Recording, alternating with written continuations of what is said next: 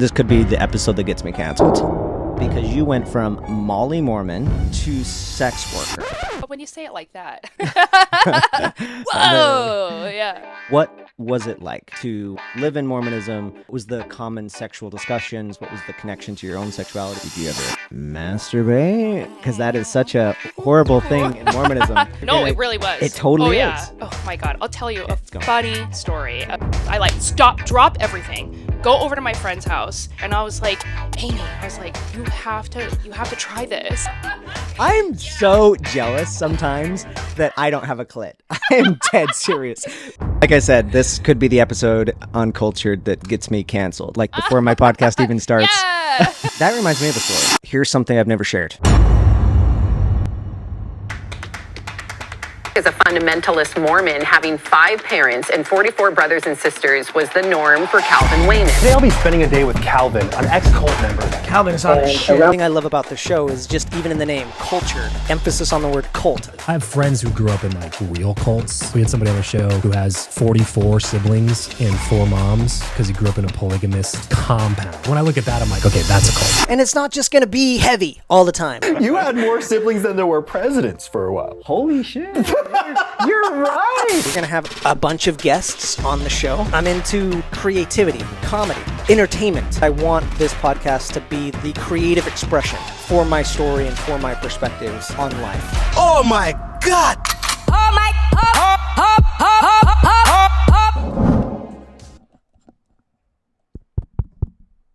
Okay. I think we're actually in business. Just in a checklist in my head. Okay, that's recording. Okay. These are recording. That's recording. Got my coffee. You got your matcha. Yep. Light this incense, and then we're just gonna... Yeah, we're getting moody in here. Yeah.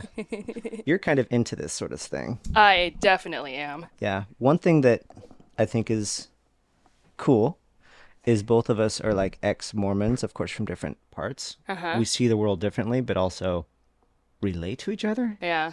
I feel like you would still identify as incredibly spiritual. Yeah. And I think I've gone the other way. Oh, I did at first too. Oh, am I going to have a spiritual turnaround? Don't know, mate. I mean, I've been spiritual, I think, my whole life. I just didn't know it. I've always connected to something else outside of myself. And I never was able to define it, and so I attached it to the Mormon Church. Ah. Yeah. And I found it in the Mormon Church, and then, are we recording? Yeah, I'm a fan of cold starts, so we may as well just keep this in. Like, all this right. is it right here. Are we on? Yes, yeah. let's keep all this in. All right. Yeah, let's go there still. Yeah. So what do you mean by you? We're going to have smoke in here, but that's okay. Yeah. Should we move it? No, I actually, Yeah, I mean, like it? I'm Okay, down great. if you're yeah. down. I Right. actually think it's cool. It smells Okay. delicious. It's called dragon's blood, which Yeah. somehow feels appropriate for this episode. But you found spirituality in the Mormon Church. Tell me more about that. I was really deep in the Mormon Church when I was in it. Full on, top tier Mormon. I mean, I would say I wasn't a Molly Mormon. I wasn't like a goody two-shoe. Let's define that. So Yeah. if anybody listening to this are going to be like, what the fuck? Because we have so many terms. Yeah. Molly Mormon, there's something that you and I talked about yesterday that I just want to put a pin in. Because Yeah. I was like, that was a cool thing to talk about. Blessings. Oh my God. So we'll talk about that because Like this? there's... This is my oil file. Inside there's your olive oil file for blessings. We'll need to talk about that. But what is a Molly Mormon? Molly Mormon is a Mormon girl who follows all of the rules and stands up for them and will not even do something in the name, even if it looks, what is it, the appearance of evil. That was a big term. Was it for Such you a term. too? Oh yeah. Yeah. If it appears evil, don't do it. Mm-hmm. Yeah. Okay, we're going to dive deep into a lot of things. Honestly, I don't know how this conversation is going to go. This could be the episode that gets me canceled, like before my podcast even starts. Yeah. But I challenged myself to really get outside of my comfort zone. And a big part of Mormonism and also my life outside of Mormonism is a taboo topic, something that every human is engaged in or was born because of it and stuff like that. And for some frickin' reason, it's difficult and strange to talk about, and that's sex. So we're going to talk about sex, sexuality, and all sorts of things. So you're like type of conversation, right? Yeah. So you and I have known each other for about 4 years. We're both ex-Mormon, and Should we say how we met? sure. Okay. Let's hear your version. Yeah, I do. I want to hear your version. How did we meet? I used to host potlucks for ex-Mormons, Mm-hmm. and Calvin came to one of my potlucks, and that's how we met. Yeah. And then we decided we liked each other, so we started hanging out. Yeah. Yeah. Exactly. We became closer. Yeah. So Chrissie, you are now, like when we first met, you hadn't made this step yet. I hadn't even started stripping yet. Yes. So you started stripping. Yeah. And now you are a very active, what we might call sex worker. Yes. Yeah. I don't know where to take this conversation except how that transition happened, because you went from Molly Mormon to sex worker. And the reason I think Oh, when you say it like that. Whoa. Yeah. big change. Well, I mean, yeah, that's the name of my channel is the Ex-Mormon Sex Worker. She has a podcast, yeah. Ex-Mormon Sex Worker. Anyway, this is a big conversation. There's a lot of angles that we can take because I don't know what your upbringing was, and maybe that's where we should go first. Yeah. Is that like how sex and sexuality was discussed or not discussed in your upbringing? So let's go there. Sure. What was it like to live in Mormonism? What was the common sexual discussions? What was the attitude towards sex? What was the connection to your own sexuality? How did you feel about yourself? Did you ever masturbate? Because that is such a horrible thing in Mormonism. Right. It's like you're no, gonna, it really was. It totally yeah. is. Yeah. I was ashamed. No, oh my God. I'll tell you let's go. a funny story of the first time I ever masturbated. So I did it. I had a toothbrush, and I was, flicking the bean with my toothbrush, and I made myself orgasm. It felt really good. So I went over to my friend's house. I drop everything, go over to my friend's house, which was like over the canyon. So I just walked over there, and I was like, Amy, you have to try this. And I was like, I'm Yeah. so jealous sometimes that I don't have a clit. I am dead serious. When I hear stories like this and I hear that like there's like more nerve endings in a clitoris than we have in our fingers. Yeah. Anyway, so go on. It was adorable. I went over there and I was like, Amy, you have to try this. It feels really good. And I think I was 11 at you the time. discovered early. Okay. Yes, I discovered early. And she was like, Chrissie, don't you know what that is? And I was like, what? She was like, it's called masturbation. And President Hinckley told us that we're not supposed to do it. I was like, oh. So I went home and I did it again. I was like, I don't give a fuck what a prophet says. Can I swear on this? Sorry. We're talking about sex, and Okay, yes, great. yes. Like I said, this could be the episode Uncultured that gets me canceled. But that reminds me of a story. If I can find the video clip for this, then I'll put it in post-production, but I might not be able to find it, but we'll see. Masturbation was considered such a taboo thing. I have this video when I'm 18, 19. I'm just recording on this digital camera and in my bedroom, and my cousins burst into the room. And they had just gotten back from the library, and they're like, we got to tell you something. So this reminds me of like, because you went to your friend, you found something cool. Yeah. And then you want to share it with your friends, right? Exactly, yeah. And so my cousins burst into my room to tell me something they just discovered reading some biological health and medical book at the library. Because again, we were homeschooled. This is probably normal shit that people learn when they're like, I don't know, whatever sex ed starts in regular schools. How old were you? I was like 18, so I was not young. No. I was not young at all. No. But they say, we just found out that it is biologically okay to masturbate. It's okay to masturbate. They called it beat off. It's okay to beat off. Like, and this is the best line. They're like, it doesn't make you go blind or anything. That was a thing. But I wasn't taught that, but you were. Yes. Yeah. I was taught that if you masturbated, first of all, you were going to have kids that were autistic. with some sort of like defect. I was taught that you're going to go blind. I was taught that you're going to grow hair on your palms for some reason. And I was like, I don't know if I want hair on my palms. And so my cousins coming into the room and saying it's okay to masturbate was like, whoa. Yeah. And my reaction, this is one of my favorite videos to look at my life now and then flash back to this ex-fundamentalist Mormon kid. Because my reaction to them was not like, oh my gosh, that's great because I've been wanting to do this whole time and I don't feel guilty or feel bad. My reaction to them was like, no, I don't believe you. That's what I was just about to say. I probably would have been the same way.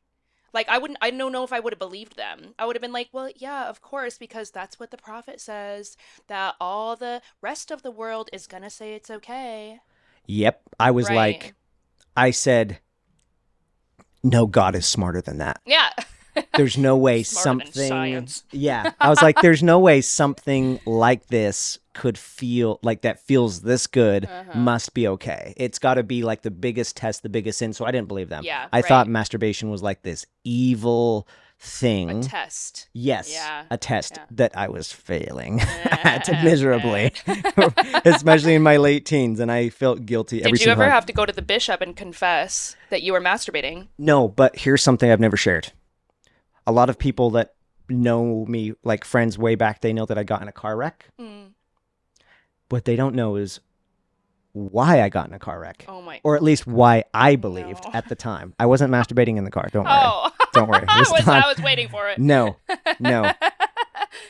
I felt so guilty Oh man. for masturbating that I promised God to please not destroy me. And I promised him that I was going to stop masturbating forever. Wow. So I said that to him as in a prayer, and then I masturbated. Yeah. And so that I was like, so I would pray like, I'm so sorry that I failed you. And then that one day, randomly, I get run off the road going like 80 miles an hour. This is a whole story. I'm not going to tell the car crash story, but a semi ran me off the road, changed lanes. A semi. Wow. And I rolled my car going 80 miles an hour with a couple of my friends. Rolled my car, broke all the windows. We crawled out the back. We all survived, thankfully. I was convinced that the reason that wreck happened is because I was masturbating. And that was God's way of getting my attention. Because that is what the Mormon Church will teach you. Yeah. It like, I mean, where did I get those ideas? Oh yeah. Absolutely. I had the same thoughts. That you're feeling guilty for doing That something bad that's things so normal. happen to you when you sin. Yeah. Yeah. And so to me, I was like, how merciful God was that he let me survive. God, It was just yes. it was just enough for me to feel like, okay, God got my attention. He let me survive. And he's like, don't you ever do this again. And Oh my God. anyway, what's your journey out? Because you were married in the temple or some shit. Like, talk about that. Yeah. I've been in and out of the church my whole life, to be honest. I grew up the black sheep of my family. I never wanted to be Mormon. I did not know that part. You didn't? Yeah. So You were born in it, it was, but yeah. you didn't want to be. No. What a rebel. Yeah. I was sent away as a kid when I was 15 years old twice. First, I was sent away to a wilderness program where I camped in the middle of southern Utah for 8 weeks. I was kidnapped in the middle of the night by a strange man and a strange woman about 3 a.m. who woke me up, told me to change my clothes, took me out of the house, and then we went to the airport and I flew to Salt Lake City. My parents were standing out in the hallway. I had no idea what was going on. What? Yeah. So that was This is the how you first got time. to the camp. Yeah. Then the second time I left, we had moved to Maryland, and my parents told me that they moved because of me. Right? Yeah, we're gonna move because you're being a bad girl, so we're gonna move across the country so you change. Yeah, that didn't work. Yeah, it doesn't really work. So anyway, I was picked up again from a friend's house that I was staying at, and then sent away to a residential treatment facility, and I was there for a year and a half. So that's where I graduated high school. So I have my high school. You graduated high school at a residential treatment facility? Yep, at Integrity House. Dude, this is some Paris There's actually Hilton a podcast out about Integrity House. Yeah. Yeah. So have you heard about Paris Hilton coming to Yes. Utah? Like, and this, like, it's like a It was the thing in same thing. Utah Yeah. where there's like things to like fix kids, Yeah. troubled kids, but then like horrible shit. Like, it's like abuse happens there too. Like, it's wild. So how do you view this as an adult now, being on the outside looking into what's going on? Because you're a teenager at this point. Yeah, like, I was 15, almost 16 when I spent my 16th birthday in a classroom wearing highlighter jumper clothes because so I ran away from the program like whoa! Yeah, like not even 2 weeks, I think maybe a week in, I turned on the shower and I hopped out the bathroom window and I ran out of the house and ran into town and called my parents because it was the only phone number I knew. Chrissy the escapee. Yeah. So anyway, yeah, the way I look at it now is, I mean, I've gone through, oh my gosh, waves of that experience. At first, obviously, I was brainwashed to be Mormon again. So I was taught that if you don't abide by the rules and if you don't be a Mormon, then you're going to die and you're going to go to hell and you're going to suffer for eternity. You just triggered a rant. I got a rant about something. Okay, yeah, please. Right now. Can you put a pin? Do you know where you are? Yeah. Okay, because I want you to go right back after this rant. I mean, I'll be the first to say there's a lot of good in Mormonism. Yeah. There's a lot of good in my upbringing. There's the family. Like I always say that my favorite part of my upbringing is the fact that I have 44 siblings. It's literally the coolest. Oh yeah. Wow. Like growing up with 44 siblings, and we were like best friends, and the parents were almost like the government, like where we we had each other's backs, and like they were always supervising us, and we would like do things to go around them. Like I was always the one that was volunteered to sneak out of the property and ride my bicycle as fast as I could to Wendy's or McDonald's to get hamburgers and go back, and they covered for me.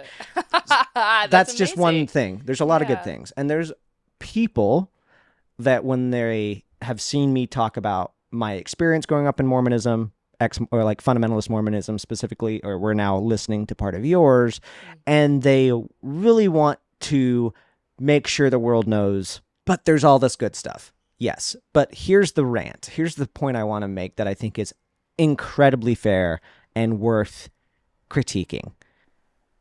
It's good if you fit in the fucking box. Yeah, absolutely. It sucks balls if you are somehow different, if you're not following exactly the right way, if you are gay, if you are somebody that is outside the perfectly outlined, like there's so many things about Mormonism that give so much comfort. Like we know exactly how we got here. We know exactly why we're here. We know exactly where we're going. If you just follow this, it sounds so clear cut. And you get a human being that is just a little bit off center, a little bit different than the script, wanting to do the script their own way. It fucking sucks for that person. Yeah. If they're a little bit different. And it's a secret suck too. Say more. It's a hidden shame, because the Mormon Church likes to preach that we are inclusive of everybody and anyone's welcome. The big sign outside said visitors welcome, right? So the church claims that we love everyone, and no matter who you are and what you do, you are beautiful in the eyes of God. And yet, if you don't follow him perfectly, obediently, then you're going to be suffering always. In some way. So you concur, right? It sounds like, even though we grew up from different parts of it, like fundamentalist me and you regular or whatever. Fake happiness. That was a big thing that I felt. It was like, oh, the rest of the world, they're fake happy. It's not real happiness. Right? I heard that all the time too. Fuck. There's so many things that I should do a whole episode with a few ex-Mormons, like me, you. My friend Crystal comes to mind out of Boise, Idaho. She runs a comedy club called she does something called the Jack Mormon Comedy Hour. Oh, that's fun. And I have so much respect for her. She's such a bold motherfucker. Like she comes out in the long underwear on stage. No. Yes. Oh, I love that. and just does so much fun stuff. But it would be fun to just bring on several ex-Mormon friends and actually let ourselves poke at ourselves Yeah. because there's so much healing and look at the ridiculousness. Yeah. But one of the things that comes out of Mormonism, then we'll go back to your pinned conversation, is if there was an Olympic sport for passive aggressiveness, Oh. there's Utah wins. Utah wins. Because of Yes. exactly what you're saying about Yes. fake happiness, pretend to be so good and kind. Mm-hmm. Like, people go to Utah. Joe Rogan has so many episodes wherever the conversation of Mormons come out, Joe Rogan says something like, Mormons, they're the nicest people. Joe, just hang out with them for a little bit because they're nice on the front. Yes. And I would Very. rather somebody say, you know what, Calvin? I think you're a motherfucking piece of shit because of this. I'm Yeah. like, okay, cool. I know where you stand. Thank you. Yeah. Then somebody that's like, oh, like, You're great. yeah, you're doing your thing. You're but such a secretly, sweet spirit. Exactly. Yeah. But secretly, they talk shit behind your back all Uh-huh. the time. this happens all the All the time. time.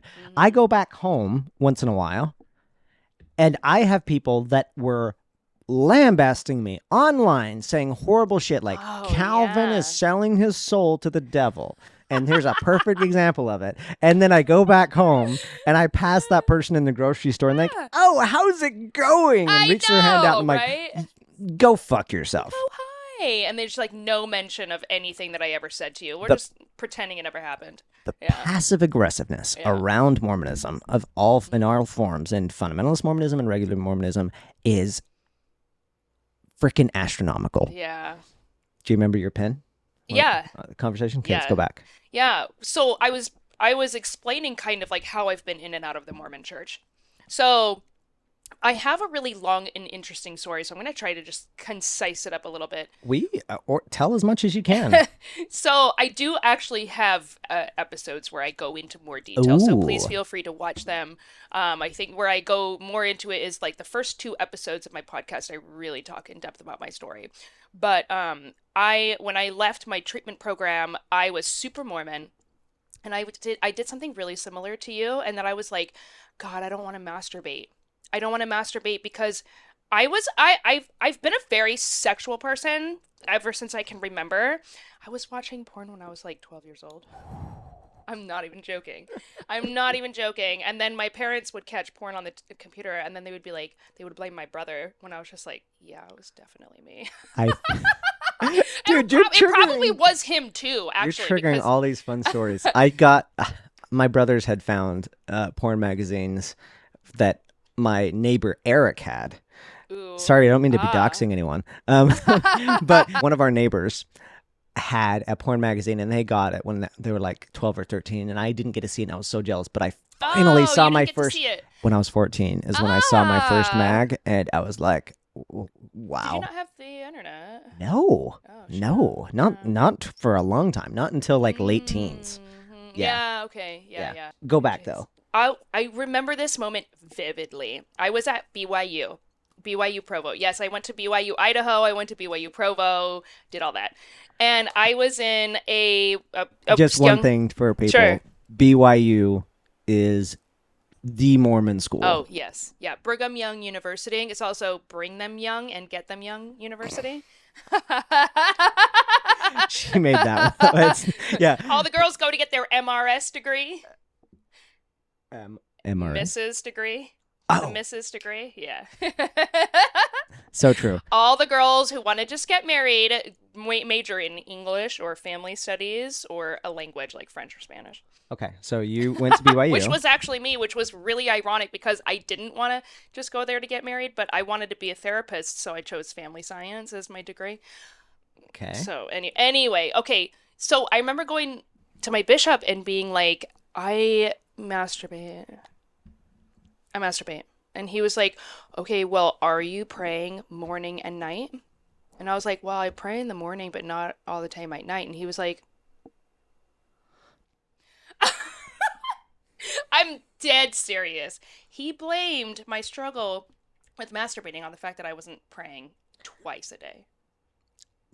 Dead in the face. Told me this, dead in the face. Hearing your story, I have to restrain myself from so many rants. Because here's the other one, that Mormonism, I mean, it's a lot of Christian churches do this too, but the level of detail that you are getting in with these old white dudes about your fucking own life, personal details, your own about my body, genitals. about your genitals. Yeah. And sometimes you have to go into detail. I've talked to people, one of my ex-girlfriends who grew up in a fundamentalist church, like mine, but not the same one. They did this. Not Mormonism? No, it was definitely Mormonism. Oh, okay. She grew up in Warren Jeff's group. Okay. Yeah, the FLDS. Yeah. And same thing. She grew up in Canada.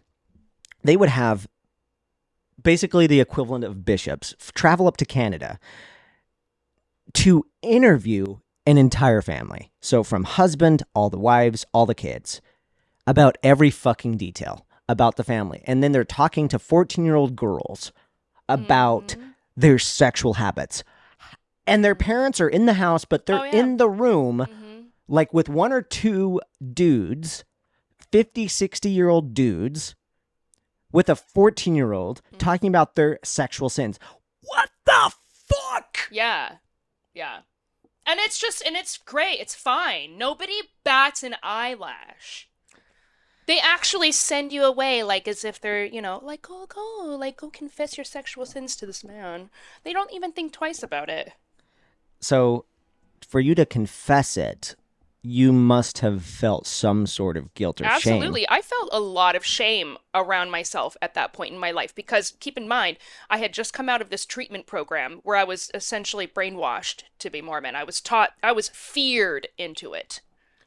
Was this treatment facility, it was in Utah? It was not, let me clarify. It was not Mormon run, but was it in Utah? Yes, it was in Utah. That's my only question. Yeah. Okay. Yeah, so it was run by Mormons, but it wasn't like a Mormon program. Does that make sense? Yeah, but it definitely, you cannot have a program like that in Utah without any Mormon influence. It's impossible. Right. And a lot of it, unfortunately, was the influence of my parents. Being like, you need to be Mormon in order to be safe because you're a danger to yourself. Look at what you've done. Look at where you got yourself. You will end up dying if you don't stop and be Mormon. You didn't fit the box. Right. Yeah. So, I mean, I thought thong underwear was going to make me go to hell. Like, and look at me now. I got photo shoots of lingerie. Look at my thong, Mom. So I love you, Mom. Yeah. So what's the story of like the outs and the ins of like leaving Mormonism and like waking up to the fact I dropped out of BYU. So funny story, and I think this actually everyone should know this. You can go to BYU as a non-Mormon, and then you can convert and you can become a Mormon. You cannot, however, do the opposite. What? They will not allow it. Even if you agree to pay double the tuition. No. Won't allow. What? You can't have been Mormon and then not become Mormon and still go there. Yeah. I mean, so here's the thing. In order to go to BYU, you have to abide by the honor code. And if you are a Mormon, you have to attend church and you have to attend your classes, like the religion classes. If you're not a Mormon, you don't have to do that. Okay. I didn't want to do it anymore because I started to question my beliefs again. I had a roommate who she was a convert and she was kind of starting to fall away too. And both of us were kind of like, just like, so we started like drinking alcohol together and we're just like, yeah, like, fuck this. Anyway, so I started to go through this and I met a guy, and actually this was the guy, my first sexual partner. His name is Christian, and we met at a party, and I was at the point where I was like, I just want to have sex. I don't really care with who at this point. I just want to do it. I just want to check it off. So that's what happened. And then I dated him for 3 years. Of course. Yeah. So I didn't want to go to church anymore because I didn't want to have to lie. What do you mean? Because if you want to be a student at BYU and you're already Mormon, you have to follow the rules. Like you have to meet with a bishop once every 6 months, I think, and you have to tell the bishop. It's like an interview. It's like getting interviewed to go to the temple. I don't know if did you do that? Yeah, we definitely did stuff like that, especially if you wanted to advance. So I had to answer the questions. Do you believe in God? Do you believe in Joseph Smith? Do you believe in the prophet? And I didn't believe in those things anymore. But if you are struggling with your beliefs, a bishop could put your status on hold. Ooh. And you would no longer be able to have a good standing at BYU. So if you're struggling with do you see what I'm saying? Yeah. So a lot of kids will just go to church and lie to their bishop and just be like, oh yeah, yes. I believe in all those yes, things. yes. I don't like to do that shit.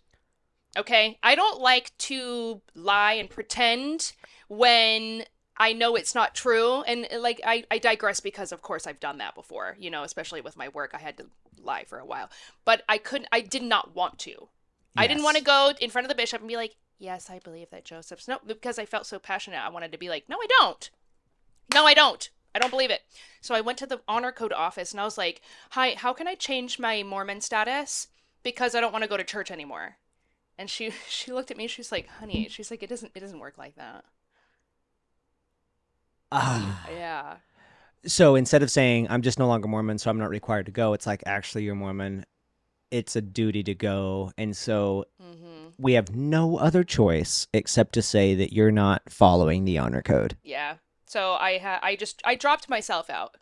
Here is another thing about Mormonism that is one of those things that it's so fucking cunning and wise if you're trying to control your people. Mormonism has this thing about, okay, everybody's going to be judged by God, but everybody is not judged by the same criteria. You're judged. I think you'll get this once you get going. Okay. And maybe, like, I want to know if your family stopped doing this, because this is such a big part of Mormonism. Okay. You're not just judged by the same criteria. You're judged based on the knowledge that God has given you. Okay, yes. You've had this. Yeah. So that means somebody that's not Mormon is probably better off. Oh, they say that word for word in the temple. It would be better if you had never known at all. Yep. Yeah. I remember being so jealous of my neighbor that he wasn't Mormon, because I would see him riding bikes out on the street, going out with my other neighbor friend. I know that he was getting girlfriends and stuff like that. And I made the promise to myself when I was 15 that I wasn't ever going to have a girlfriend or even kiss a girl until I married her, and all that sort of shiz. That's right. But I wanted to. Yeah, sure. Yeah. And I had wished that I was born non-Mormon so that I could, and because then I just didn't know better. And that shows up in so many destructive ways. We're not going to get into those right now. But yeah, it's basically taught like, yes, those people can do that because they don't know better. And this, to me, is what's happening in your case. So it's like, yeah, if you're non-Mormon, you don't have to go to church because, like, I mean, if you became Mormon, and that means you had a testimony of it. So if you can't go backward. If you're going backward, then that's a sin because you now knew better. And so we're going to just punish you for it. Absolutely. Do you want to talk about any of your getting married stuff? Yeah. Yeah, because you got in the temple, I did. right? Yeah. So I want to hear that, and then you're leaving. I'm saying it's so much. It's so much. So I dropped out of BYU, and then I went down this dark path of drugs and alcohol. So I dated this guy who was into drugs and alcohol, and so I did it with him, and then the next 3 years of my life were just kind of a spiral. I mean, I had a lot of fun, but it got to a point where I was like, I need to do something about this. It's getting bad. So I moved home with my family, and I told myself, oh, I'm just gonna like get good again, and I'm gonna start going to church. I'll get myself back into BYU, and then I can graduate. Yeah, that didn't happen because I just didn't want to. I just couldn't do it. And I considered myself an atheist at the time. I really had no spirituality. I didn't believe in anything. And then I met my ex-husband, who was a Mormon. And we really hit it off. We just had a great time together. And his belief, his, spirituality was so confident and sure that he was like, yeah, I mean, I just know it's true. And so I was like, well, why would you want to be with me? Because I don't believe in it, and I probably never will again. And he was like, that's fine. And there was something about that and him saying that sort of set me free and allowed me to even start exploring it again, because he was so sure about it. That's another thing I got to give to Mormonism and a lot of Christian faiths. But the level of confidence they have, like the 19-year-old kids. I know. 19-year-old kids can go to 50 and 60-year-olds that have lived a whole fucking life and tell them, like, this is the way the whole universe works. Right, I know. There's like the level of confidence is like it amazing. It is uncanny. Yeah. Well, and this was a special case. So my ex-husband was delusional. He believed, and this is going to sound intense to say right up at the front, but I was groomed into it over a period of 6 or 7 months. Okay. He believes, I think still to this day, I'm not sure, that he is the Holy Spirit in human form. There's so many of these types of instances in Mormonism. Continue. I think so. And I just started knowing about it and hearing about it later. I had never experienced something like that in my life. So he was so confident, so sure. And he was like crying and emotional about it and honestly, there was something about it that felt familiar to me. Probably this feeling of purpose and something bigger. Like I was telling you at the beginning of the episode, I've always felt that. Like I was here for a different reason. Like I have other things to do, right? And so when I had that with him, it felt like, oh my gosh, this is our mission. This is our purpose here. So I believed him. And we got married because he told me that was the next step in his path, was that he needed to be sealed in the temple. And then God would come down and reveal the next step of his plan. Yeah, because marriage isn't something that's just a natural evolution of like, I want to have like a life partner, or I want to not live my life alone. It's literally like, it's like the next level in the video game called Mormonism. Exactly. It's the next level. Yeah. And there's even theories about above being sealed. Like it's about receiving your, endowments. No, that's a ceiling is higher than that. Got it. Yeah, so it's about receiving your calling and election. Oh, having your calling and election made sure. Yes. Yes. Yeah, yes. That's so crazy how that's, oh my gosh. Once your calling and election's made sure in Mormonism, you're fucking set. Yeah, it's when you become a general authority, right? They give it to you when you do that, but. And there's even a secret room in the temple where it's like a basin and a sink and they wash your feet. Yeah. That's what I've heard. I've heard that this is as well. not talked about at all in Mormonism. There's a lot of it's the theory. There's a lot of untalked about things or no longer talked about things. But when your calling and election is made sure in Mormonism, you have a guaranteed spot in the celestial kingdom. Yeah.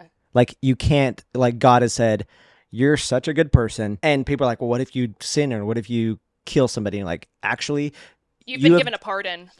And well, this maybe that's probably something that some people would say, but they said, I've heard that like, no, you've demonstrated yourself so worthy that God has so much confidence that you would never kill somebody after that. But basically, it's basically like tenure. Like if like in college, like you want to keep on working till a professor has tenure, then they can like just get paid and like they're like a fixture forever. Yeah. But it's almost like I want to work to this point where I'm like, I'm set. The rest of my life, I just know as soon as I die, I'm going to the celestial kingdom. Nephi murdered Laban. So there's always a reason behind it. So this is what my ex-husband, his justification of his behavior was that... Justification of what behavior? He was abusive to me. Physically abusive. Actually? Yeah. Yes. Yeah. Let's go there. Okay. So he would physically abuse you. Yes. And when you were like, yo, honey, I don't like when you do that, his justification was... He would say it was the devil overcoming him and trying to keep us apart. It wasn't his fault. No. Right? So this is what I'm telling you. This is what I think a lot of people and not, it's not just Mormons actually too. I've seen this a lot of people use religion and spirituality to justify their bad behavior and say that I've been overcome or it's not me, right? I fully agree with that because I think a lot of people will use anything to take away the responsibility that they have. Yeah, right. Or like my current ex situation. That's a whole other conversation. I didn't mean to steal your identity. I had no idea what happened. I don't know. I blacked out. So okay. How can you? Yeah, I blacked out. Yeah. So what does the Laban story Because in Mormonism, there's the story in the Book of Mormon where somebody kills somebody else because God commands it. It's that murder in that sense is okay, I guess. Because right? God said do it. Because God told him to. So that's what a lot of people do is they say, well, God told me to. There is a sentence in Fundamentalist Mormonism. It was in the early days of all Mormonism because it's all part of the same shit. And that's something that LDS people don't like me saying, but I'm going to say it as loud as I fucking can. They have no idea how close Fundamentalist Mormonism and Mormonism are. Yeah. But a sentence that we had was, if it's priesthood, it's yes. Which basically is to say, if somebody in authority does it, even if it doesn't make sense, go for it. So if God says kill this person, it's yes. Yeah. Because priesthood is God's. Because you have magical powers and you have a direct line of communication with God. If I have the priesthood, I do. I have these special Harry Potter-like powers. If it's priesthood, it's yes. And so, there are all these things that were like, isn't murder kind of wrong? Or isn't abusing women kind of wrong? It's like, well, some things just don't make sense. God works in mysterious ways. Or just put it on the shelf. Put it on the shelf. And if they're in a leadership position, you better not criticize them, because you know what? Criticism is the first step to apostasy. So you better not criticize anybody in a high position. Otherwise, you could be risking your very soul. Because then you're questioning God. Yes, because that's what you're ultimately doing. By the way, what I'm saying right now, I'm not even being hyperbolic. It's literally the words. Yes. Yep. So you have this, you didn't use the word, but I'd be curious to see if you agree with it. You had this narcissistic husband that, the behavior's not good, but it wasn't his fault. It was the devil trying to get in the way, which is also another Mormon teaching of like, the devil wants to really ruin the good people. Like, he forgets about the people he knows he has out in the world. So this reminds me of that, where it's like he's just working extra hard on me because he's trying to get me to falter because because I love God. I love Joseph Smith. Yep. But how do you get out of that situation? I finally confessed to someone. I was sworn to secrecy Over his behavior. Yeah, about him being the Holy Ghost. And about his behavior too. Like he actually believed he was the Holy Ghost? Yeah. Okay. Yes. People are listening to this and they're like, what the fuck's the Holy Ghost? I think it's used in different Christian churches. How do you describe the Holy Ghost? So in God, Mormonism? Jesus, and the Holy Spirit. Yes. Right? They're three separate entities. Mormonism believes that they are three separate beings. Right. One force, but three separate beings. And so we know who God is, we know who Jesus Christ is, but we don't really know who the Holy Ghost is. It's a big mystery about who he is. And it's, Mormons say, well, it's supposed to be like that. Well, he had it in his mind that he must be something special, and so he, I guess, identified over time with the Holy Ghost. He was reading, I really actually think that he has some, like, I don't know, schizophrenia or something like that, where he would read books, like books and books and books and books, and he would spend days in the temple. So he cleaned the temple for work, like he was a janitor or whatever, and he would go do endowments every single day for like months and months on end. I mean, can you imagine like what that's doing? Like these visions and these thoughts are percolating, and he would see things, and everything was like a sign. Everything was like a sign that to him of God communicating to him, telling him that he is the Holy Ghost. And so it just became his reality. And then when I came in, I sort of like exacerbated that because I believed him. And so then he was like, oh my gosh, it is true. All right. Do you see what I'm saying? Yeah, and by the way, one of the benefits of the Holy Ghost, or one of the features of it taught in Mormonism, is it communicates truth to you. Like it validates knowing. So God will, in some way, give you some truth, like President Hinckley is actually the prophet of God. Or whose is it now? Russell M. Nelson. Yeah. And the Spirit of the Holy Ghost will bear testimony or whatever to you. It's the feelings. Yes. Yeah, it's the feelings. That's every sentence you say triggers something that I want to rant on. Which another thing Mormonism does is it takes these normal things that every human has, like a Yeah. gut feeling, Yeah. and they name it and label it. So to me, they were They like, patent it. and yeah, they patent the unpatentable. There are these normal things that doesn't matter if you're a fucking atheist or if Yeah. you're a religious person. You have these real human feelings, Yeah. like a gut feeling. Yeah. And they take these things and say, oh, this is what it is. They outsource it. They say it's not actually you, it's something else. Yeah. Right? Exactly. Yeah. And you actually think that if I leave this, I don't have this. Yes, exactly. We're taught that when we're baptized when we're 8 years old. Like, now you have the Holy Ghost. Yeah. Now you do. Yes. Woohoo! Yeah, that's why you want to get baptized. Yeah. So you can have the Holy So that you Ghost. can know right from wrong, and now all of a sudden you're responsible, though, for your decisions. So before you get baptized, you're not. So you make it literally every sentence. Because I mean... when I remember when I was 7 years old, I remember I remember being sad that I was about to be baptized, just because. Oh yeah, because you were like, responsible. It was a for your bittersweet. decision. Yeah, it was a bittersweet moment Yeah. because I wanted to be in the army of Jesus. I wanted to have the Holy Ghost. I'm like, but I can't steal candy from my mom's drawer anymore without being responsible. Yeah. Dang it.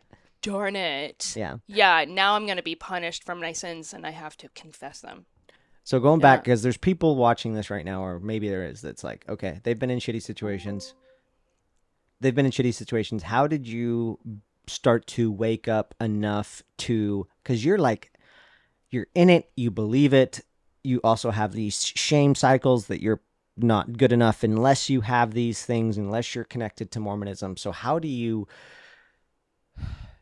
begin to step away? So From the Mormon Church?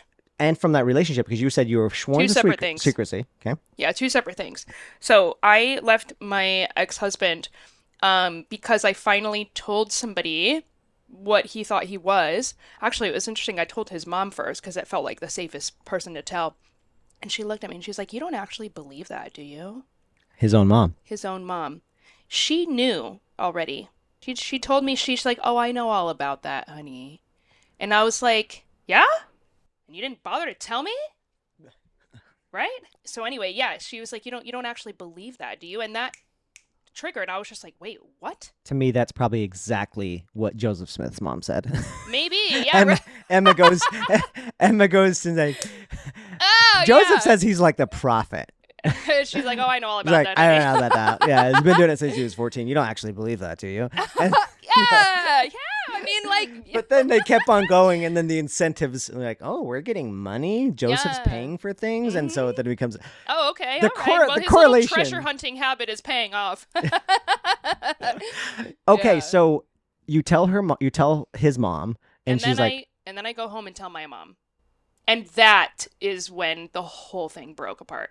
Because my mom looked at me and she was like, everything makes sense now. She was like, "Honey, it's not true.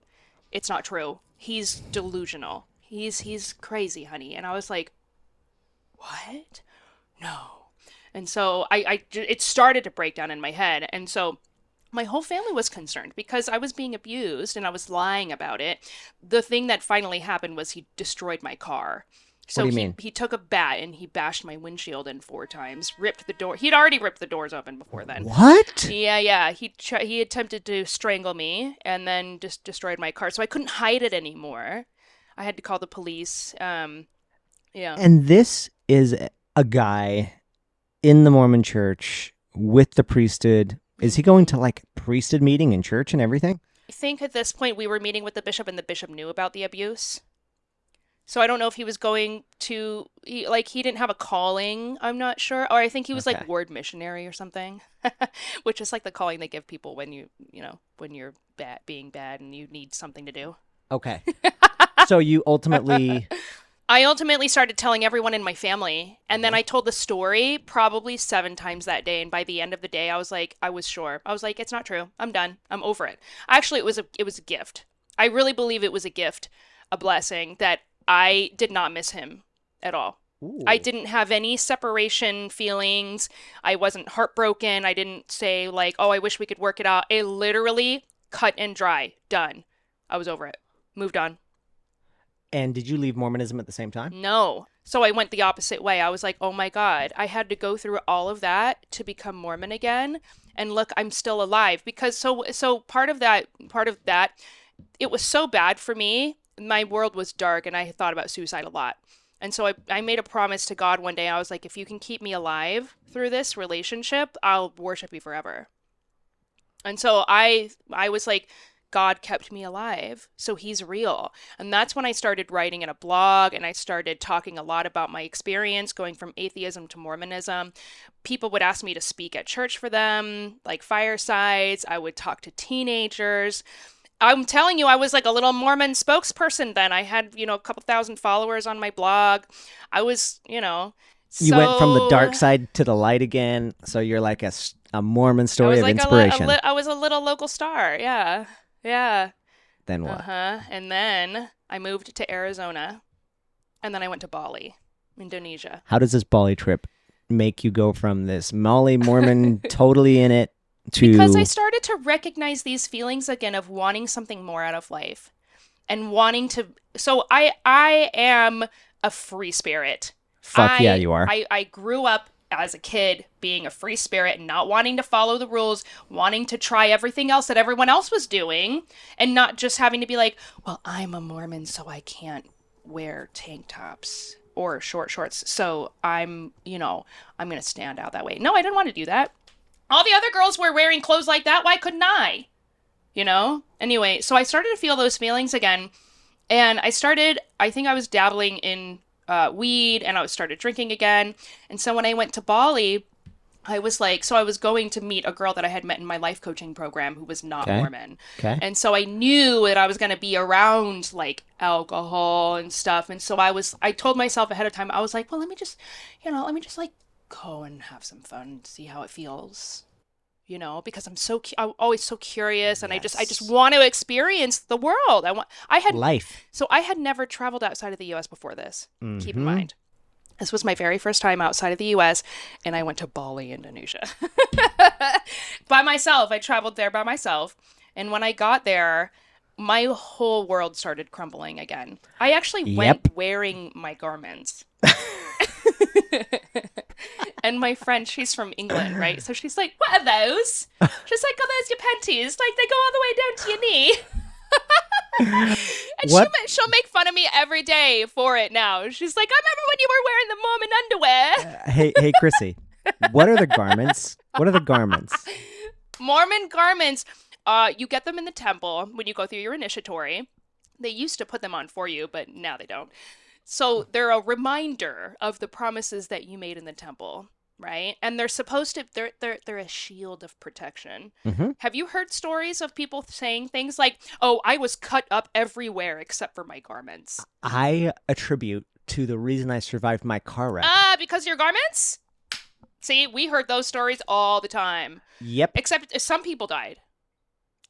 That was just their time. It was just their time. Yeah, it was just their time. Yeah, it protects you, but if you die, it's just your time. Yeah. I wore my garments to the day I left. Yeah. 30 years. Wow. Like, all the way up. Okay, but you didn't have them for 30 years, right? I started when I was really young, like maybe You 2 did? to 3 or 4 years old. So Wearing garments? Yep. Is that a fundamentalist thing? It's a fundamentalist thing. Okay. So Got in it. fundamentalist Mormonism, first of all, do we have temples? Different. No, we don't have temples. Yeah. We're waiting for Jesus to come, because something that we all know is that Jesus is coming any day now. Like, we're all preparing for the second coming of Jesus. The reason we came to Utah was to start this gathering of Zion, and we're preparing for Jesus to come set the world in order. Yeah. When he does that, my church believed that all of your churches were really ours. Yeah. And so we're just waiting for God and Jesus to set things in order. So we would do temple things, even without temples, as preparation. So even if we didn't have a temple, we still put long underwear, garments. Were yours like really long? Oh, yeah. Like this long? Yeah. Wow. Yeah, because the Mormon church changed it. Oh, yeah. Mormon church they're even shorter now. Ooh. Oh, they're tank tops now. They cut right off here. So That's they don't go amazing. in here anymore. They cut right there. Yeah, ours was like long. I always had like Jeez. working on construction sites at 110 degrees in the summer. Oh, yeah. I remember that. Wearing full on like fucking hot denim jeans and long button up shirts, and people like, why are you wearing long clothes? And I'm like, I just like it because it keeps my sweat in. But no, really, it's because I was wearing my long underwear, and I had to. You had to keep it from the gaze of the wicked. Like nobody can see it. Nobody can see it, so you had to wear long. Yeah. You had to wear long clothes to cover your exactly underwear. the words they would use? The gaze of the wicked. Yeah, GAZE, Because at first I not thought you were talking about gay GAYS. people.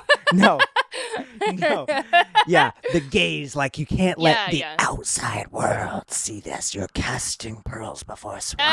Yes. They wouldn't understand it. Mhm. And so, yeah, anyway, long Yeah. underwear, garments, protection, it makes so that you're protected. So you went to Bali wearing it. Yeah. Did you take it off? Oh, yeah. I took it off when I had sex with a guy. Yeah. No. And he saw, he was like, what's that? And I was like, oh, don't worry about it. He literally was like, that's your underwear? And I was like, yeah, not anymore. I didn't bring any other underwear with me either, so I had to go out and buy, like, underwear and new outfits, which was actually really fun. I was just like, oh my gosh, like, what do I want to buy? Ooh. I'm so strange. Here's me leaning into a discomfort. One of my my ex-girlfriend that lived that was from the Warren Jeffs group. We were into role play. And so this is one that we actually never got to this, but it was going to be funny. So maybe I'll still do it someday. Oh my gosh, I love this. But we were going to role play her being like this super Molly Mormon with long underwear and stuff mixed with Warren's with the long prairie dress and everything and be like, we shouldn't do this. Anyway, you just made me think of that because like actually going with a guy, but you're wearing your long underwear. Mm-hmm. Yeah. One thing I want to just point out with the Bali thing, I think this is like a takeaway for anyone, no matter what your belief system is. I think everybody, because what you did is, I connect to what I did. You made space for yourself. Yeah. Everybody, I feel like, owes it to themselves to do something where they're out of their routine. Yeah. They're out of where all of the social connections are, and they go somewhere to connect with themselves. Yeah. Because you going to Bali was disconnecting from regular everyday life, and you got to listen to voices, like listen to your own internal guiding systems. I mean, probably. I was in a whole new world. Yep. I didn't know that there was life like that. And that happened to me when I moved from Utah to Southern California. Because now, even though Southern California is not small and isn't a lot of people vacation there, but it wasn't the point. It was, I could now listen to my own self think. Yeah, right. I could listen to what my own gut was saying. Yes. And even if you believe in something that's a religious thing, these experiences can be so impactful with deepening your own faith and your own belief. But I just think that is a takeaway, no matter who you are, to give yourself that space. Well, that's why I fully believe that traveling alone is one of the best things that you can do for yourself. Yeah, you do that a lot. I do. It's my You're favorite. so unconventional. Even in this whole evil, wicked world, a single, beautiful, white female travels solo. Yeah. And you're still surviving? Oh, I mean, it's the best. How did you pull it off? I just did. I don't know how else to explain it. It's interesting because people are like, well, aren't you like afraid that something bad is going to happen to you? And I'm like, I mean, something bad could happen to me, but how would I deal with it? It's sort of like an adventure. It's like a test for me to see like how much I can handle. And over time, like, I'm able to do more and more things and, like, travel further and stay away for longer. So earlier this year, I went to Southeast Asia for 5 weeks. So cool. Yeah. I traveled to French Polynesia, which was my favorite. And then Bali, and then Thailand, and I stopped in a couple other countries along the way. Dude, honestly, it was another female traveler that got me into traveling because I thought that it was scary and this big... Yeah. We're all taught to believe that, especially in America. Yeah. Yeah. And it was this... I met this friend in San Diego, and she said, oh, I love traveling. And I was like, oh, I want to travel outside the U.S. And she told me about her travels the year previous, and I was thinking she meant, like, going to San Francisco from San Diego or going to Miami. She's like, yeah, I went to 7 countries last year. I was like, what? what? Yeah. And yeah. she traveled solo. Yep. She was a nurse, and she would have like make these Ah. vacation.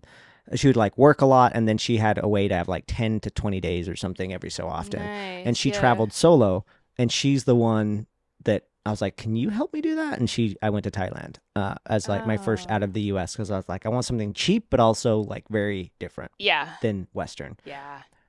We have about 20 minutes left. Let's wrap up what got you to leave, and then give some context of the life you're living now, or especially when it came to what got you into sex work. Yeah. Yeah. I mean, after that, I got home. No, I had to sort of come out to my family during that trip too, because I stopped talking to them, and they were like, "What's going on? You're all the way on the other side of the world, and we're not hearing from you. Are you okay?" My family literally thought I got like kidnapped or something. Coming out meaning I don't believe it anymore. I don't want to do it anymore. I'm done being a Mormon. That's what coming out is in Utah. That's what coming out is. Yeah. When I refer to Volley, it was my big coming out party, basically. And I didn't know all the things right then and there. When I started doing my research on Joseph Smith, that's when everything started breaking down and making sense. And I started going the complete opposite, where I was like, I don't believe in anything anymore.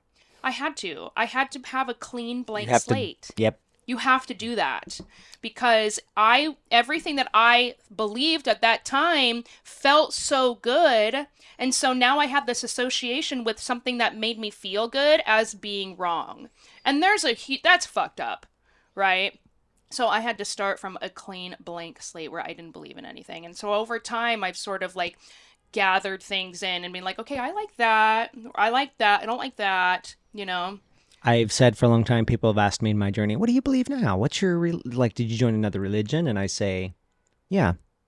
The religion of me. Yep. I joined a religion of one. Yeah. There is no proselytizing. Yeah. There's no missionaries that go out. It's not looking for any converts, and it's the religion of Calvin Wayman. Yeah. Now that sounds like so like, who are you? I love that. But it's what you're doing. You're like, you know how fucking, when you grow up Mormon, you know how fucking satisfying it is when you realize that you can take a metaphorical sledgehammer and fucking destroy this metaphorical shelf that you've been piling shit on, that they're like, if it doesn't make sense, put it on the shelf. Oh, the Mormons said that black people can't have the priesthood. Put that on the shelf. We don't need to worry about that. Yeah. Oh, Joseph Smith fucked a 14-year-old and got caught before polygamy even became started, and that might have something to do with polygamy. Oh, just put that on the shelf.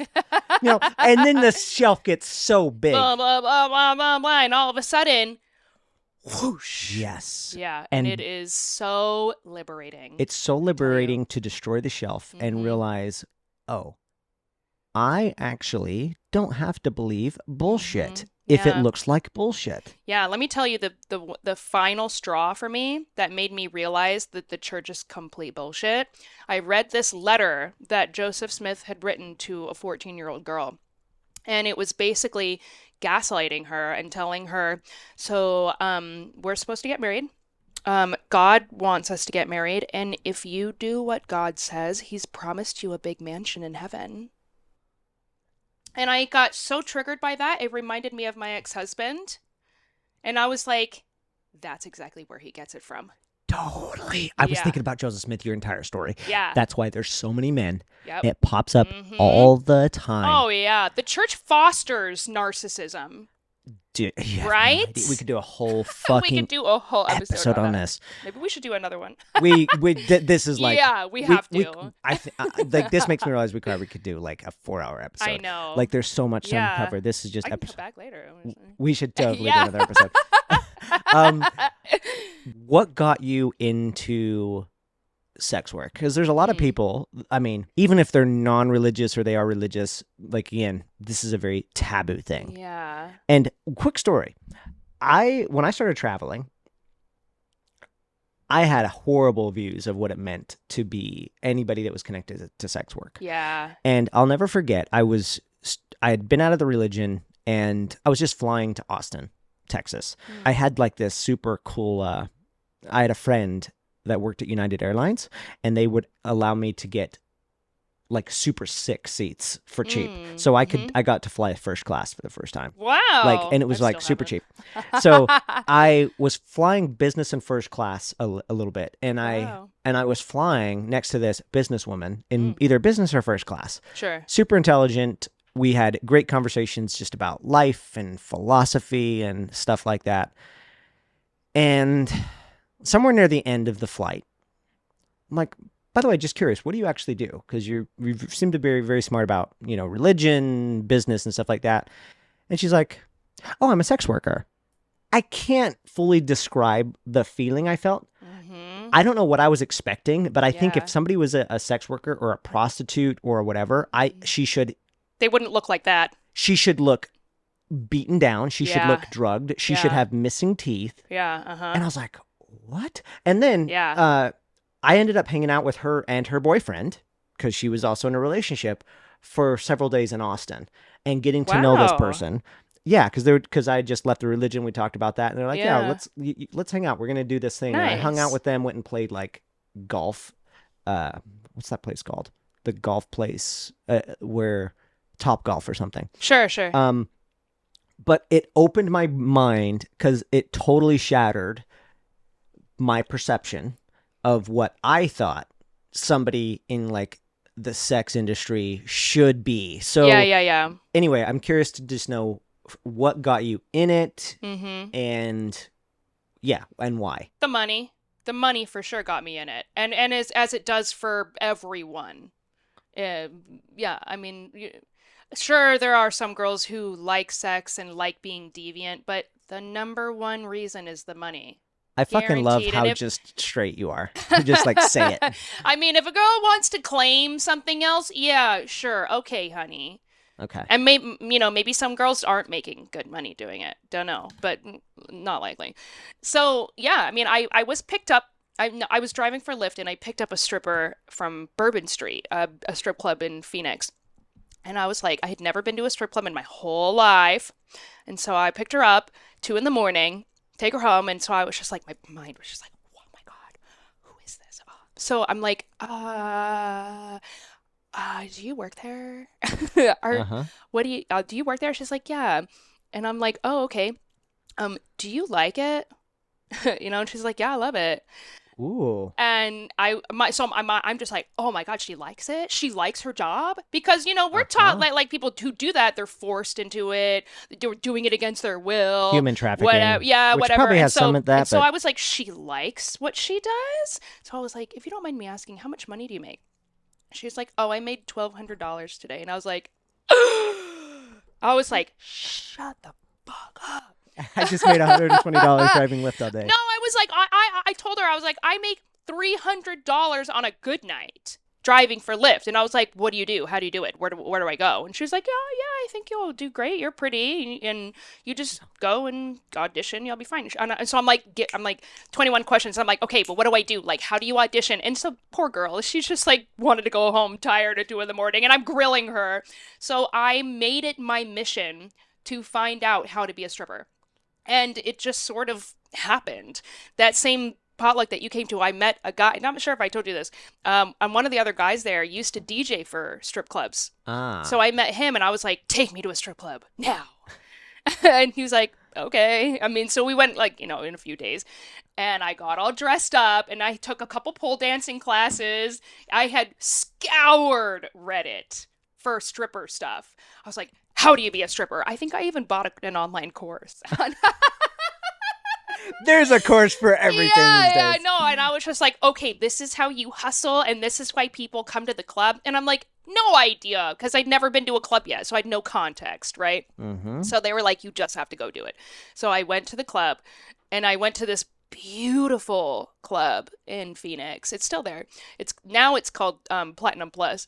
And I saw this gorgeous woman, and she had long red hair, and she was wearing like the sequin top and shorts and like boots that went up to here. And I was just like, oh my god, who are you?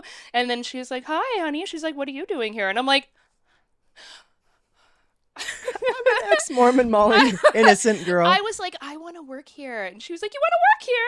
And I was like, yeah. And she was like, oh, and I'll never forget this. She looked at me and she was like, honey, welcome home. That's like so it makes cool. me emotional every time I think about it because it really became my new home. It became Ah. my new home. So she went and got the manager. He came back and he was like, oh yeah, when do you want to start? I was like, Monday. He's like, yeah. It was that easy for me. I had been so determined and I was visualizing it already in my mind and I literally manifested it into reality. That's so fucking cool. Yeah. What do you say to people that if they're like, okay, because you grew up so restricted, so one way that you've now gone off the deep end? You know what? Okay. Great. Yeah, I've gone off. So I was thinking about this. It's interesting when you say, okay, you went from one extreme to the other, right? So are you saying this is an extreme? Yeah. You're saying Mormonism is an extreme? Oh, good point. Right? So people want to say like, oh, you're just acting out. I'm like, yeah, I am. I am testing the boundary of what I was told was wrong. Ooh. So all women in sex work, I believe, are doing that. Maybe not all of them, but a majority of them are doing that. They came from oppressive situations or they were told how bad sex work is. And so now they're doing it and they're seeing for themselves if it's really, and I'm not going to say every experience is positive because it's not. Not every sex worker is enjoying what she does or is doing it for good reasons. You know, that is a thing. But yeah, we are doing it to act out and to go against the grain. And I think that's great. Say more about that. Why? Why is it great? Because we're testing the boundary of what we were told was wrong. Because who told us it was wrong? Who said that sex work is wrong? Who said that? Who decided? Somebody's saying right now, The Bible. The Bible. Yeah. I mean, the Bible doesn't even say it's wrong. Right? Or does it? I don't know. Okay, maybe they talk about like harlots. But they also say adulterers. like this is the oldest industry. It's the oldest profession. There's actually a podcast. Caitlin Bailey hosts that podcast. She's here in New York City. Oh. I thought about trying to reach her, but I'm not here for long enough. Yeah, so it's called The Oldest Profession. In every episode, she goes in and talks about like the history of some like prominent figure from long ago. This Super is cool. But to your point, this is why I have a fuckload of respect for you, and also I'm inspired by you. And that is, I know what it feels like to be in this social pressure of like the right way to live and be and behave, and then to do something so opposing to that. Yeah. You're doing the thing that is going to, in Mormonism, put you in outer darkness. Yeah. And yet you're like, let me try. Let me go play with this boundary and see what happens. Yeah. I've been like that my whole life, to be fair. Even in it. Yeah, I mean, like, it's just been a pattern throughout my life. I always want to push the boundary and break the rules. At some point, it just always happens. I always end up breaking the rules. I'm inspired by that. So what, just to put a bow on this. Oh, Yeah. one quick thing before we put the bow on. We'll do a bow wrap of like what life is now and Yeah. stuff like that. And maybe even an advice or two for anybody that's looking Sure. to make a step forward. But I had mentioned at the very beginning of the episode, this oil thing. What this oil Oh, thing. And so yeah. this is just, this fits in nowhere to the conversation, but just to fulfill on that promise. So in Mormonism, there's this thing called consecrated oil, right? So what is it? They come in little vials like this. Well, this isn't a vial, but but it's a little vial. So when you give a priesthood blessing, you have to put the oil on your the head. crown of your head. Yeah. Did you do it? Yeah. Yeah. But we did it with fucking olive oil. Yeah. It's the same thing. Literally, it's just olive oil that was blessed. When the more I think about this, I'm like, this is odd. We're putting fucking Yeah. cooking grease on people's hair. Yeah. And that's supposed to make their cancer go away. Like, Yeah, well, okay. It's the combination, right? So I actually think, I appreciate traditions and rituals and stuff like that. I think they're great, but they don't really mean anything. They're just like a ritual and you give it meaning, Okay. right? Yeah. But like the Mormon church, it was so kind of hypocritical, in my opinion, about the case. So the Mormon church had rituals. I mean, go to the temple Totally. and you'll see a ritual there, a really creepy one. But did they ever right? use that word? A ritual? Yeah. Yeah, I think it depends on Okay. what, like, where you grew up and what you were taught. But yeah, some of us were taught, like, it's a ritual, Okay. right? But you're not allowed to talk about it. And you're not allowed to share it with anybody because it's like casting pearls before swine. But when you go to the temple, it's like okay, people are chanting, "Ah," and it kind of feels weird. Well, same thing with the oil. There's nothing really like wrong with it or bad with it. It's just that the Mormon church would be like, oh yeah, well we're different than other religions because we don't do stuff like that. Like we don't wear like turbans around our head or like believe that you have to like, do this. But okay, but that's fine. But in the temple you're doing secret handshakes and signs and telling that yourself that you're gonna kill yourself if you disobey God. Like, And you're doing things still like the sacrament, which is also a which ritual. is a ritual, yeah. Uh-huh. Yeah. Yep. Okay. So to put a bow on this, what's life now? So you're still in this space. Currently, right now, I'm on hiatus from my personal life. So I'm not active on social media right now. I'm not doing podcast episodes. I'm taking time for myself to figure out who I am and what I want. So I go through these periods in time where I need to disconnect from everything and anyone So to helpful. find out. And I had to do that when I first left Mormonism. Yep. And I'm doing it again because I'm going through a different kind of spiritual awakening, which is what you asked me at the beginning. Am I spiritual? Yes, absolutely. I'm finding my connection to source. And that's what I call it. I call it the universe source energy. I don't call it God because it's got, an unhealthy connotation with me in the past, But I'm connecting with that right now. And I'm connecting to myself. I believe that we are our own gods. Like you are the god of your universe, which is your body, which we've become extremely disconnected from. So that's what I'm going through right now. And life is really good. Life is new in every moment. Sometimes it feels like for me. I'm always trying something new, going down this path, figuring out if this is right for me. I am an active sex worker right now, and I'm also starting some new exciting businesses, which will become apparent eventually. Cool. Yeah. So, and like you said before, you were like, oh, well, you've gone completely on the deep end, or you going in the other way. Yeah, you know what? Maybe I am. And this isn't to say this is a forever thing for me, too. Yep. So I am not going to be in sex work forever. I'm not going to be doing it for, 20 years. It was never meant to be that for me. It's always been a stepping stone to something else. And I fully plan on doing that, of using it to catapult me into something else that I want. One thing that I think is also, you're not going to be into sex work forever, but you took something that was like, you can't touch this, you can't be part of this, this is fire you're not supposed to play with. You owned it, have used it to learn about yourself, but also to take charge in a way. Like something that's, at least in Fundamentalist Mormonism, it's controlled. You have to go through all these channels to even get close to sex. But you've used it to create freedom in a sense. And that's really cool to me.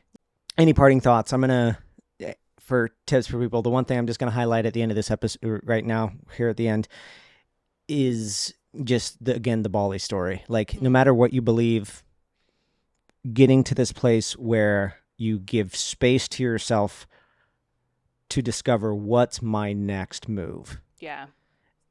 Who am I actually? What do I truly believe? If I can turn off my mom's voice for a second, my dad's voice, my culture's voice, my church's voice, what am I actually about? What am I actually into? Yeah. Creating space for that, whether that's a staycation, going somewhere else for the weekend that's close by. Yeah, it doesn't have to be going all the way across the world to a different country, which is a scary thought for a lot of people to do that, and unrealistic. So something else that you can do is just going out by yourself, taking yourself out on a date.